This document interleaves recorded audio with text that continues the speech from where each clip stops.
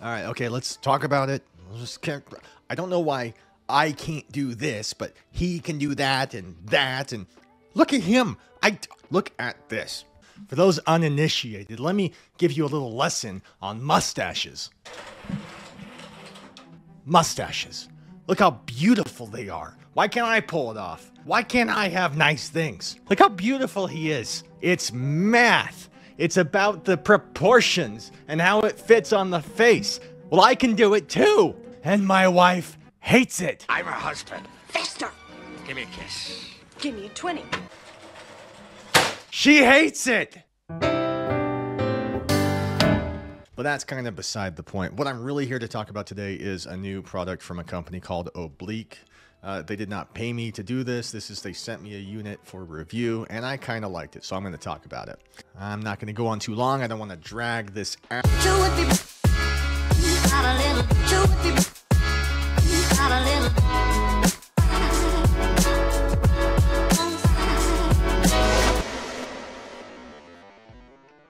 So this is going to be pretty easy to talk about. This is a replacement facial interface from a company called Oblik.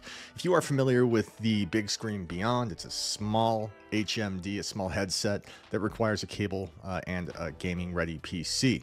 Lightweight, high resolution, dark blacks, perfect comfort because they take a face scan and they build a virtual kind of head and they shape it to that so that it fits the wearer perfectly. This is just like that using an iOS device. If you don't have one, you'll have to find someone and beg them to use their phone, scan their face. They'll ask you a questionnaire. Do you wear glasses? And what other fit issues should we know about? And then they build you this. It is perfectly fit to your, not your, but you know, my face. And if you order one, not YouTube, but if you order one, then it will fit you perfectly.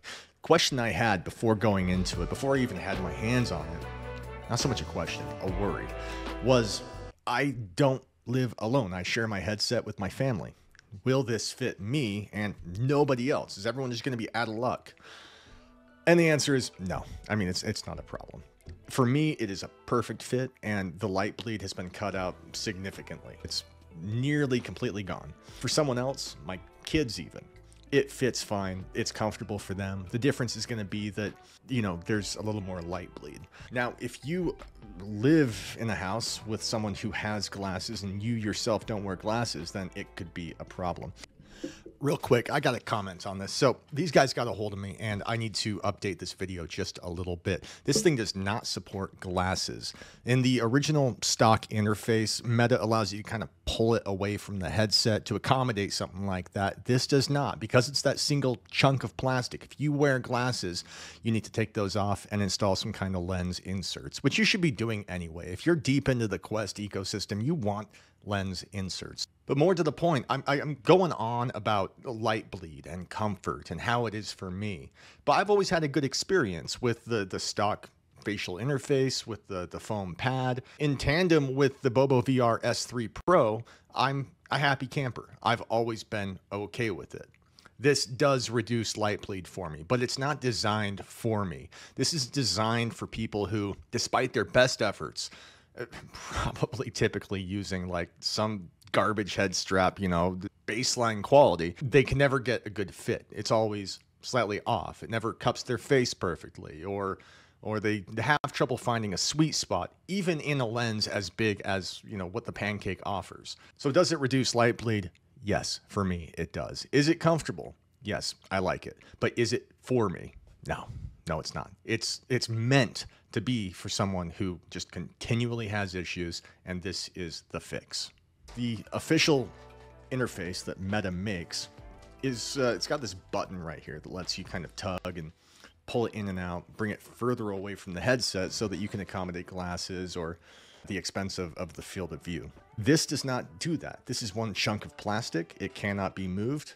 It is designed specifically to get your eyes as close to the lenses as possible without getting your sticky, gross eyeballs up against the glass.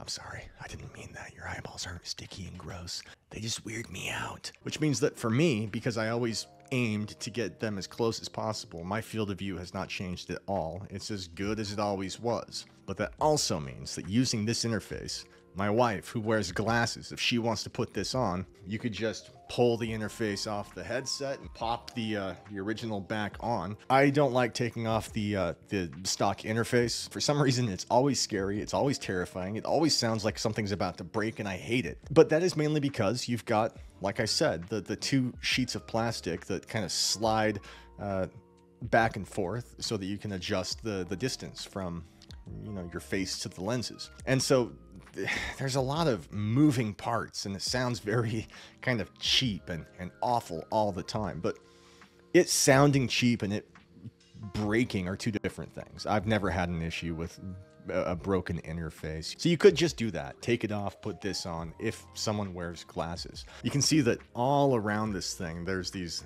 little knobs right here. They just kind of hold the interface on, which means that if you ever want to take it off, clean it. But as far as aesthetics and how it looks, put that on. It goes on so much more securely than the stock one from Meta. I have been playing with this for a couple days now, and I like it. The gel, you would think that I've been used to a foam, you know, pad for so long that it takes some getting used to. The feeling of the gel is always like room temperature or a little bit below. It's always kind of cool to the touch. That in combination with the BoboVR S3 fan makes for a kind of chill experience, if that makes any sense at all. I'm always aware that I've got this gel up against my face, but it's kind of alleviated by the fact that they add this talc powder to it to kind of take away that stick, the gummy texture of it. It's pretty comfortable. They tell me that it should last several heavy play sessions before it needs to be reapplied. Presumably you can do that yourself. I've also been going on about talc powder.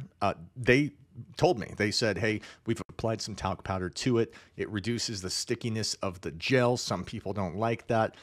And it's easily reapplied, but it's not necessary. It's not going to be for everyone. If you don't want talc powder, don't add it. It's up to you.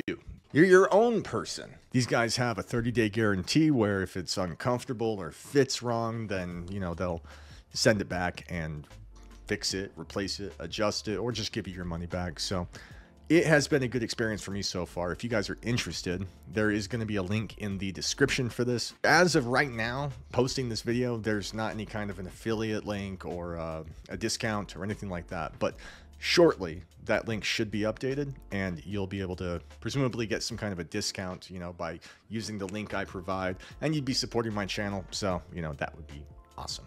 You're awesome. Some final thoughts I wanted to put in here. I'm not going to repeat myself. I do that sometimes, I know. The way that they kind of fit this to you, it's not the gel that is primarily contributing to the good fit. It's the plastic interface itself that's built in such a way that it's meant to align the headset perfectly with you, with your face and your eyes. So that needs to be made clear. On top of that, I do wish that it wasn't a gel interface. I mean, it's fine. I don't mind it at all, really. It is admittedly comfortable, but I've been so used to the foam stock interface that it hasn't been something that I've been like desperate to get away from. And having the BoboVR S3 Pro with the fan blowing down, I'm never really suffering from kind of the pad becoming disgusting. Like, that's not something that I have to deal with. And so if this interface had the foam pad on it, I think that I'd be a lot quicker to just bail and jump to it myself. While this will work great for a lot of people, it's not something that I'm going to use, I don't think. As far as the level of light bleed that there is compared to the stock MetaQuest interface, I'll show you. I'm gonna show you right now. All right, let me show you what I'm talking about here. So this is the light bleed that you see through Meta, okay? If you can visualize, I drew this picture. And then this is the kind of, this is what you see with the Oblik, as far as the light bleed that you see around the bottom. You don't see anything on the top and the sides. It's all good there. But this is the difference. I drew these. I think you can tell that, you know, they're pretty professional. I'm really happy with them. And if you like it, if you think it's just perfect, you could give it a thumbs up and maybe subscribe. Because a previous video I did, which this video right here, it's got like, I put like my life into it, and it's got like 100 views. So something, you know, I mean, just, you know, I'd sure appreciate it if you went over there and you did that for me. I worked really hard on that presentation. Thank you for watching it. And I'm glad you guys are here. Thank you to my patrons and my YouTube members. I appreciate you. Please like, comment, subscribe. You've been watching Bring. Not a little.